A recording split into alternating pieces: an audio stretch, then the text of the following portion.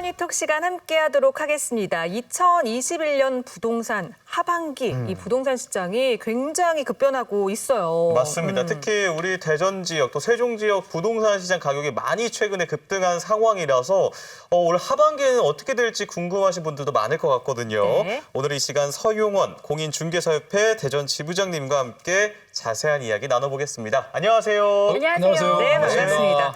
요즘에 뭐 부동산 불패신하다 이런 얘기까지 나오고 있어요. 우리 지역의 시장 상황은 어떤지 여전히 활발한지 사실 그거부터 가장 궁금합니다. 네, 아직까지 대전 지역 같은 경우에는 거래량은 많이 이제 줄었습니다. 그렇지만 가격은 전반적으로 지금 상승하고 있고요. 특히 이제 그 아파트 시장은 거래량 전에 비했을 때 많이 급감한 상태고 토지 같은 경우에는 가격이 많이 지금 상승해서 오르고 있는 추세고요. 네. 반면에 이제 미니 빌딩이라고 그러죠. 상가 주택 같은 경우에는 지금 물량이 부족할 정도로 거래가 지금 활성화가 되고 있고. 상가. 예. 네. 반면에 지금 임대 시장 같은 경우에는 이제 아파트 같은 경우에는 전세 물량이 지금 이제 품귀 현상이다 보니까 부족해서 임차인들이 지금 어려움을 지금 겪고 있고요.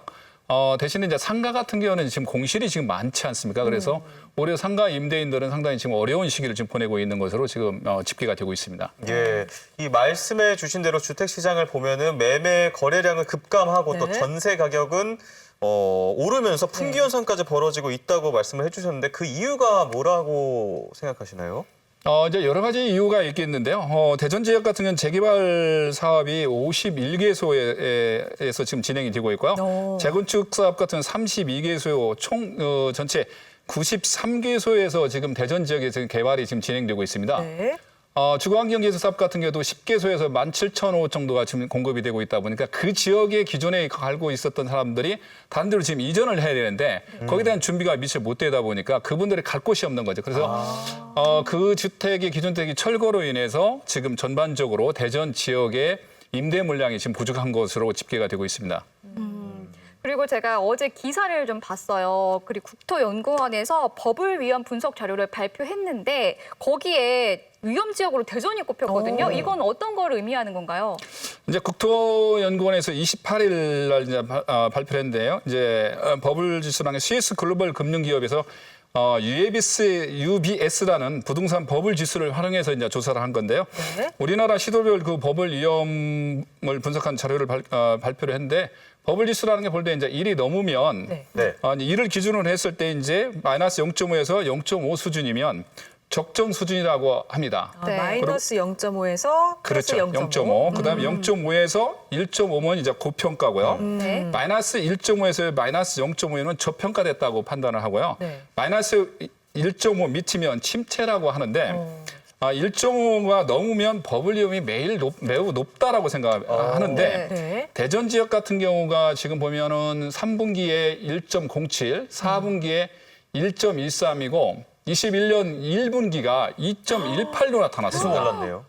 세종 같은 경우에 보면은 21년 1분기가 1.65인데 네. 오히려 충남 같은 경우에 마이너스 0.65죠. 그러네요. 그렇게 보면 대전 지역이 세종, 충남, 전국에서 가장 높은 그 지금 그 버블 위험 지수를 나타나기 때문에 네.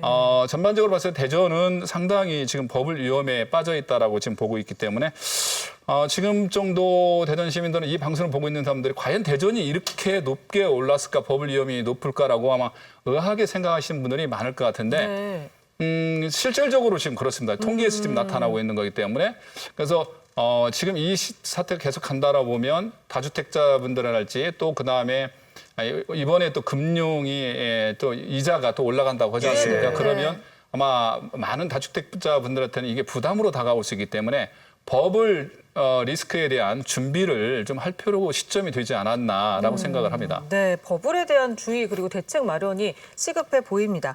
그런데 올해 하반기 대전과 세종에 신축 공동주택 물량이 쏟아질 계획이라고 하더라고요. 일단 대전 지역의 입주 예정지는 어디가 있나요? 대전 지역에서 올 그 가을에 입주 예상 물량이 약 5,778가구가 새 입주자를 지금 기다리고 있는데요. 네. 작년에 참고로 보면 20년도에는 대전 입주 물량이 6,926세대였습니다. 근데 작년에 좀 약간 미치지 못했기 때문에 올해도 좀 아쉬움이 좀 있지만 대표적인 주자로는 도안동 갑천 3블록이죠. 네. 1762가구가 지금 준비되어 있고요. 유성 복용동이죠. 도안 2-1지구 1, 2단지 같이 하고 있는데 네네. 1960가구가 지금 준비가 되어 있고요. 대덕구 신탄진동이죠. 거기가 지금 1757가구고 중구 대흥동의 도시형 생활주택이죠. 299가구. 그래서 합계 5,778가구가 지금 준비를 하고 있습니다. 근데 이 역시 입주 물량은 설명해 주시는데 경쟁률이 좀 높았나요? 경쟁률이 많이 높았었죠.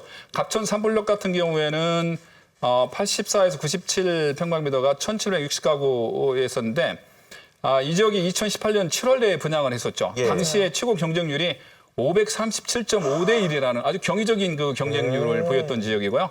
유성 복용동 같은 경우에는 1순위 청약 마감했을 때 84A형이었었죠. 요게 150가구 모집에 32,499명이 청약 통장에 몰려서 202.8대 1의 아주 경이적인 경쟁률을 보였던 지역입니다. 네. 대덕구 신탄진 같은 경우에도 이제 11월 입주를 지금 앞두고 있고 이들 모두 지역들이 대부분의 국민들이 대전 시민들이 좀 선호했던 지역이기 맞아요. 때문에 많이 기대를 하고 있는 것으로 보입니다. 핫했던 청약 지역이 다 이제 네, 입주를 네. 근데 이제 앞두고 이 있네요. 지역들이 대부분 아까 말씀드렸지만 서구 유성구에 좀 몰려 있기 때문에 중구나 동구에 있는 분들은 아마 올해에도 이 전세란이 계속적으로 이어지지 않을까라는 그런 걱정을 좀 해보고 있습니다. 네. 그렇군요. 대전의 상황 좀 살펴봤고요. 세종시도 만만치 않은 주택의 물량이 공급될 예정이라고는 들었는데 좀 세종시의 상황은 어떤지 또 설명을 해주실까요? 세종 지역 입주 물량은 대전보다도 약 1,000여 가구 정도가 많은 6,797세대로 지금 집계가 되고 있습니다. 이달 세종 리더 같은 경우에 리더의 나성동에 2-4 생활권이죠. 2, 3, 4, 5, 6단지에 2,647가구가 지금 준비가 되어 있고요. 어진동에 1-5 생활권 6단지죠. 576가구. 네네. 그다음 지평동 4-2 생활권 1, 2, 3, 4, 9, 11단지죠. 이 단지가 3,574가구입니다. 전체 그래서 6,797가구가 지금 준비가 되어 있는데 대전보다도 많은 지역이기 때문에 아마 세종시의 올 하반기의 부동산 시장은 아마 그 신규 분양 시장이 주도를 할 것으로 지금 예상을 하고 있습니다. 네. 네. 예. 그리고 앞서 버블에 관련해서 말씀을 해주셨잖아요. 최근 대전이랑 세종 집값이 상당히 올랐는데 이렇게 입주 물량이 쏟아지면 집값 조정도 국면에 들어갈까? 이게 좀 궁금해져요. 조정이 될까요? 지금 말씀드린 버블 걱정하시는 분들은 지금 그 다주택자분들은 버블 걱정을 많이 하시겠죠. 무주택자분들은 제발 좀 꺼져라 좀 이렇게 이제 하실 것 같고요. 네네. 근데 올 들어서 조정 국면이 들어선 그 대전이나 세종 지역의 집값을 보면 대규모의 그 신축 아파트 공급이 이제 예상돼 있기 때문에 네네. 아마 안정 또는 약간 일부 또 좀 조정을 좀 받을 수 있는 그런 단계가 되지 않았나 생각을 그래요? 합니다. 임차인들은 아마 이런 추세로 좀 가서 가격이 좀 하락 안정화되기를 많이 좀 기대하는 네네. 눈치고요. 새 아파트 입주가 전세 등 임대차 시장에 큰 영향은 분명히 있습니다. 한국부동산원에서 이제 주간 아파트 가격 동향을 이제 발표를 한 걸 보면은요. 대전 아파트 매매 가격은 올 3월 첫째 주에 0.40%로 정점을 찍었고요. 네. 그다음에 그 이후로는 지금 오름폭이 점점 줄고 있고 이달 셋째 주에 0.18%로 상승하는 데 그쳤습니다. 네. 전세가 변동률도 1월 첫째 주에 0.59% 이후에 보폭을 좀 줄여서 이제 0.18% 소폭 감소하고 있는 것으로 지금 나타나고 있습니다. 네. 세종 지역 아파트 매매 가격 5월 그 셋째 주에 마이너스 0.10%를 기록했었습니다. 네. 전세가는 4월 셋째 주에 마이너스 0.02%로 마이너스 전환이 된 뒤에 각각 4주째, 11주째 연속해서 그 하락장으로 이어가고 있는 것으로 나타나고 있고요. 실제로 세종 같은 경우는 지금 매매 가격이 1억에서 2억 네. 정도 하락해서 내놔도 실제로 매수세가 지금 없다고 합니다. 그래서 반면에 지금 거래 매도 물량은 많이 지금 쌓이고 있는 추세인데 매수세가 없기 때문에 세종 역시도 잠정적으로 지금 모든 그 거래가 중단돼 있다라고 지금 보시면 될 것 같습니다. 아니 또 공급 물량도 많은 것으로 예상이 되는데 매수 문의가 없다고 하니까 굉장히 놀라운데요. 그러니까 최근 뉴스 보니까 세종 지역 상황이 심상치는 않은 것 같아요. 어떻게 좀 하락세로 완전히 돌아선 건가요? 지난해 역대급 상승에 펼쳐졌던 그 세종 부동산 시장이 이제 조금씩 위축되기 시작했다라는 게 각종 언론에서도 지금 나오고 있고요. 네네. 네네. 실제로 전국 17개 시도 중에서 유일하게 이제 아파트 가격이 하락세로 보이고 있는 지역이 세종 지역입니다. 지금. 유일하게. 예. 지난해 같은 경우는 이제 행정수도하고 국회 이전 이슈가 있었죠. 네네. 네. 그래서 집값이 과도하게 이제 단기간 내에 이제 상승을 좀 했고요. 이걸로 인한 어떤 그 피로감과 또 공시지가가 인상이 됐지 않았습니까? 네네. 그래서 다주택자들에게는 이제 보유세라든지 이런 부담이 아마 직접적 요인이 되지 않았나 생각을 하고요. 24일 날 한국부동산원에 따르면 6월 21일 기준했을 때 세종시 아파트 매매 가격이 전주보다 0.02% 하락했다고 발표를 했고요. 네. 지난달 셋째 주에 하락세는 마이너스 0.1%로 마이너스로 돌아서 이제 6주째 계속 연속해서 지금 하락하고 있고 계속 지금 떨어지네요. 예, 계속 지금 하락하고 있고 매물은 지금 자꾸 쌓이고 있지만은 하락세는 당분간 뭐 이어질 것으로 지금 보이고 있고요. 실질적으로 지금 아시리라는 그 아파트 실거래가 그 자료를 보면 세종시 아파트 매물이 6월 전에는 3,080건에서 매물이 나왔었는데 현재는 3,814건으로 약 23.8%가 지금 증가를 했습니다. 공급 증가, 매물 증가로 세종시는 매수자 우위 시장에서 이제 매수자 우위 시장으로 이제 전환이 지금 분명히 지금 되고 있는 걸 지금 감지를 할 수 있고요. 세종시는 진짜 완전 다르네요. 상반기하고 분위기가. 예. 그렇죠. 근데 이게 또 생각을 해봐야 되는 게요. 작년 같은 경우에 이제 워낙 많은 금액이 이제 뛰었기 때문에 네네. 그 금액에서 비춰봤을 때 조금 떨어진 것인데 한편으로 세종시 경우에 또 전세값으로는 상당히 전세가 또 계속 올랐다고 얘기를 들었거든요. 네네네. 실제로 어느 정도입니까? 세종 같은 경우에는 아파트 가격이 오르면 당연히 전세 가격도 오르죠. 작년에 이제 단기간에 너무 많이 올랐기 때문에 전세 가격도 동반 상승한 걸 좀 보이고 있는데요. 작년 지난해 9월부터 급등하기 시작했죠. 그래서 정치권 중심으로 해서 행정수도 세종 이전 계획 발표라든지 예. 아니 이런 영향이 가장 이제 컸던 걸로 보여지고 있고요. 전국에서 아파트 평균 전세 가격이 상승률을 가장 높은 지역을 보면은 세종시가 29.37% 나타나고 있고요. 대전이 22.66% 나타나고 있습니다. 전국이 19.21%인데 충남 같은 경우에는 이제 17.11%로 나타나고 있을 정도로 세종이 독보적으로 가장 많이 오른 걸로 지금 나타나고 있습니다. 대전 같은 경우에는 이제 원도심하고 재건축 재개발 추진에 따라서 이제 이주 대책이 미래 이제 준비가 안 됐기 때문에 네네. 그걸로 지금 계속 오르고 있고요. 이제 경기도 같은 경우나 이런 것 같은 경우에는 이제 서울의 집값이 너무 오르다 보니까 그걸 감당하지 못한 분들이 이제 유곽으로 이제 경기도 쪽으로 나가면서 경기도 쪽에도 이제 전세 가격이 좀 오르는 그런 경향을 좀 보이고 있는 것으로 지금 나타나고 있습니다. 네. 그렇다면 올 하반기에 또 분양을 예고하고 있는 곳들이 있는데요. 대전과 세종 각각 어떤 곳들이 있는지도 짚어주시죠. 올해는 이제 동구 같은 경우에 그 천동 3구역이죠. 주거 환경 개선 사업인데 이 지역이 3,463가구가 지금 준비가 되고 있습니다. 그다음에 서구 용문동에 지금 용문동에 1, 2, 3구역 있죠. 재건축 사업이 2,763가구가 되고요. 탐방 1구역이죠. 많은 사람들이 관심을 갖고 있는 구역인데 네. 1,974가구가 준비가 돼 있습니다. 세종 같은 경우는 6-3 생활권에 약 1,350가구 정도가 준비가 돼 있고요. 전반적으로 세종에 올해 지금 분양에 준비가 되어 있는 물량들이 약 한 3,660가구 정도가 지금 분양을 준비하고 있는 것으로 지금 나타나고 있습니다. 네, 대전시의 경우는 원래 3만 가구 이상 공급할 계획이라고 들었는데 현재까지의 진행 상황은 어떤가요? 연초에 이제 대전시에서 발표한 내용을 보면 대전의 21년도 아파트가 3,385가구가 준비가 돼 있었고 다세대나 연립 다가구에서 4,560가구 총해서 34,945가구 정도가 그 분양할 계획이라고 발표했고요.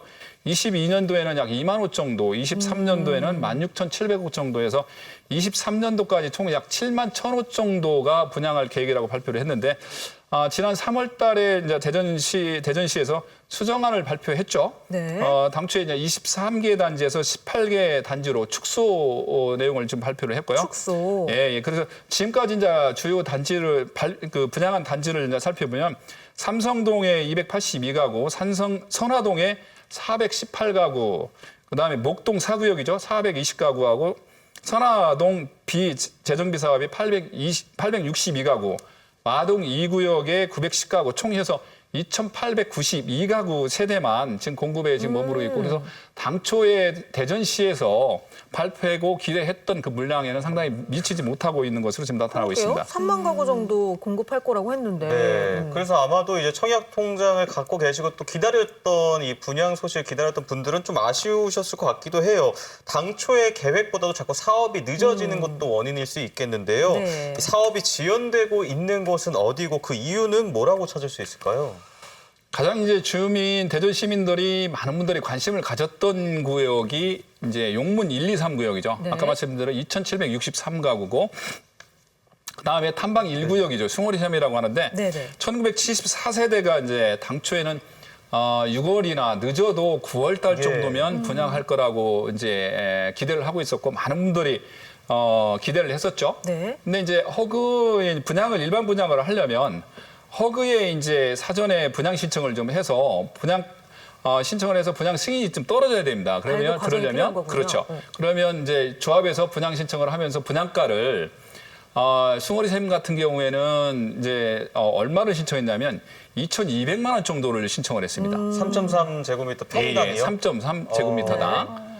그런데 이제 허그에서 승인한 경우에는 이제 주변에 500m 전방에 이제 시세가의 평균 한 90% 미만으로 이제 승인을 해주게 돼 있는데 그러다 보니까 숭어리샘 인근에는 신규 아파트가 이렇게 없습니다. 네. 그래서 네. 최종적으로 허그에서 승인한 게 주택보증공사에서 승인한 금액이 1,137만 원이죠. 3.3평방미터다. 차이가 많이 1,000만 나네요. 원 정도 차이가 나다 보니까 한 토막이.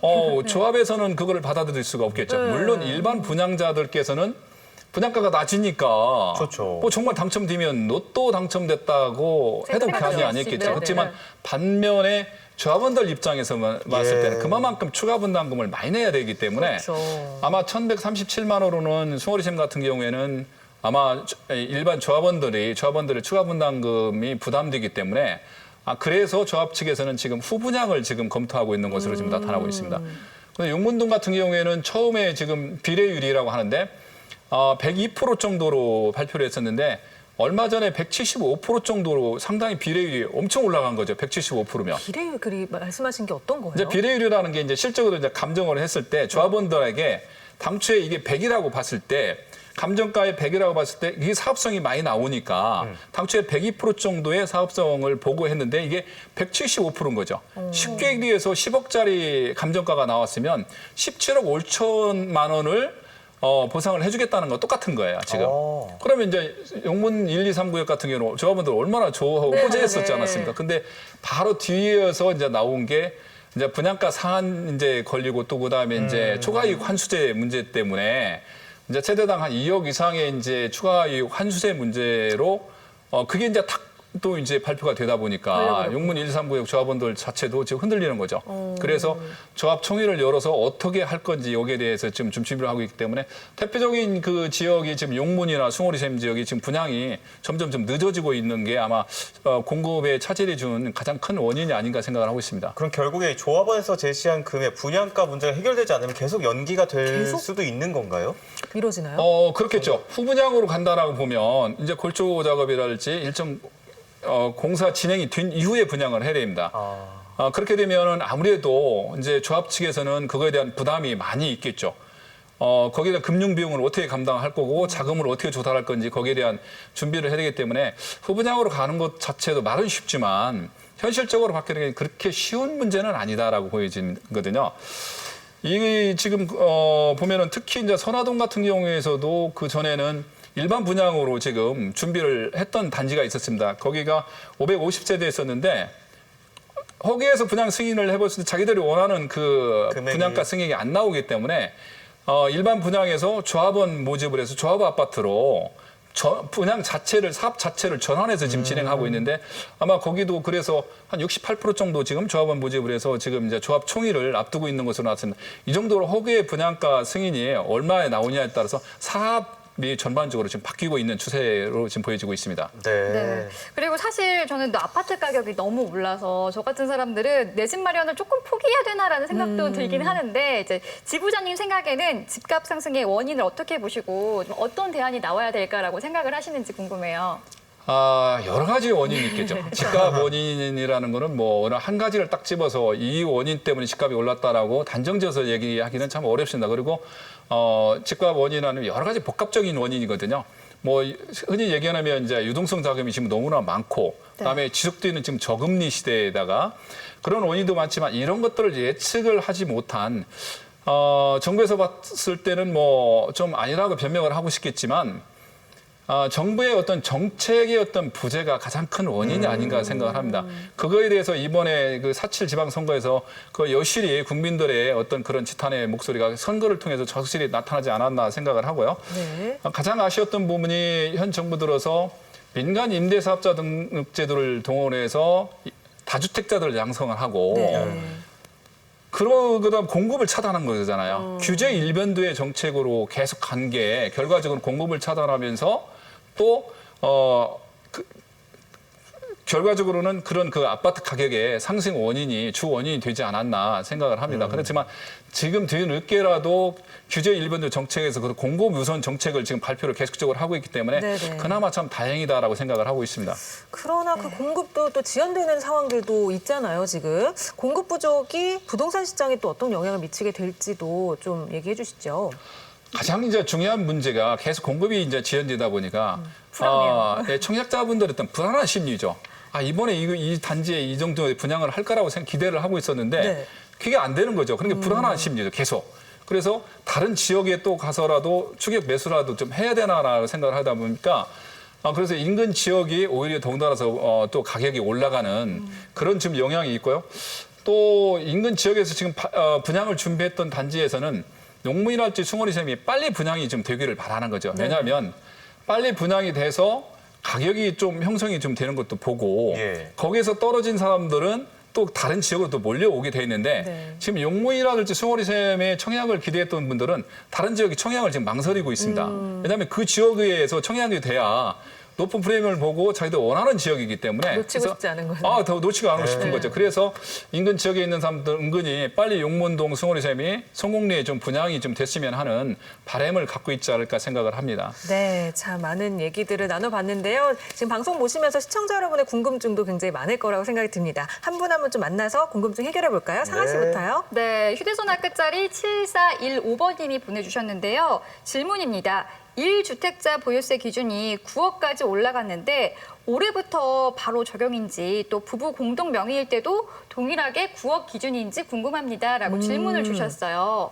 보유세가 올해부터 네. 바로 적용인지 부부 그리고 공동명의일 때도 적용이 되는 건지. 네. 어떻게 되나요? 지금 이제 정부에서도 거기에 대해서 지금 상당히 지금 고민을 많이 하고 있는 것 같습니다, 지금. 그래서 네네. 9억에서 12억까지 지금 올린다라는 지금 네네. 이제 그런 알도 있는데 아직 정부 정책이 확실한 지금 정부 정책이 발표가 안 됐기 때문에 네네. 좀 더 지켜봐야 될 것 같습니다, 그 부분에 네, 대해서는. 공동명의도 마찬가지로 같이 지켜봐야 되는 거죠. 예, 같이 좀 네네. 지켜봐야 될 것 같아요. 아직 그렇군요. 확실한 안이 지금 발표가 안 됐기 때문에 섣불리 지금 말씀을 드리기에는 좀 이른 것 네네. 같습니다. 네. 네, 역시 문자로 남겨주셨네요. 8155번님, 무주택자인 저는 한숨만 나옵니다. 우상향 정책이라는 전망과 실수요 무주택자라면 똘똘한 한 채를 마련해야 한다 이런 이야기를 들었는데요. 집값이 이미 너무 많이 상승해서 엄두가 안 납니다.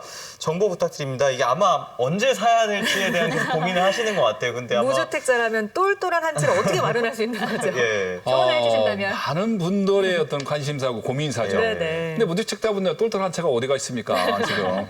근데 이제 무주택자분들이 지금 높은 프리미엄이 돼 있는 이미 기존의 신규 아파트를 사기에 추격 매수에 들어가기는 상당히 좀 부담이 갈 거로 생각합니다. 그래서 가능하면 점수가 제가 예상하기에는 50점 이상, 55점 이상 나오신 분들은 아까 말씀드린 우리가 얘기했잖아요. 지금 청약에 여러 좋은 곳이 많이 지금 네네. 대기를 하고 있습니다. 그래서 청약을 이용해서 최대한 내 집 마련을 계획을 잡아보는 게 가장 좋은 방법인 것 같고요. 네. 그렇지 않은 분들은 청약에 정말 자신이 없다, 점수가 안 나와서 그런 분들은 재건축, 재개발이 가능한 지역에 입주권을 미리 좀 사서 아파트를 좀 준비를 하는 게 가장 현명한 방법이 아닌가 생각을 합니다. 네. 네. 청약 관련해서 이분은 이게 궁금하신가 봐요. 신혜정님은요. 남편과 저 둘 다 청약 통장에 250만 원밖에 넣지 않았는데요. 더 넣어야 될까요? 아니면 하나는 해지해야 될까요? 라고 해주셨거든요. 부부가 각자 250만 원을 넣고 있는 건가 봐요. 이제 나중에 청약을 하면 부부가 똑같이 청약을 공동으로 청약을 할 수 있나 물는데 한 사람만 이제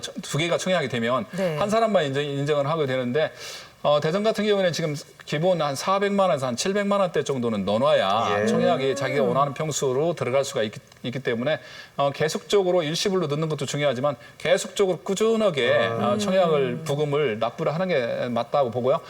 두 부부 청약을 같이 있다면 굳이 한 분 걸 청약을 깨지 말고 네. 계속 유지를 하는 게 낫다고 저는 생각을 합니다. 네, 네, 말씀해 주신 것들 네. 참고해 보셨으면 좋겠습니다. 네. 오늘도 문자 메시지와 유튜브 댓글창을 통해서 많은 분들이 참여해 주셨는데요. 소개되신 분들은 참고해 주셔야 되는 게 있죠? 그렇습니다. 샵 2975번입니다. 짧은 문자 50원, 긴 문자 100원의 정보 이용료 부과되는 이 번호로 주소와 연락처 남겨주시면 준비한 선물 보내드리도록 하겠습니다. 네, 샵 2975번으로 주소와 연락처 꼭 남겨주시기 바랍니다. 네, 지금까지 라이브 머니톡 한국공인중개사협회 서영원 대전시 지부장님과 함께 이야기 나눠봤습니다. 오늘 말씀 고맙습니다. 감사합니다.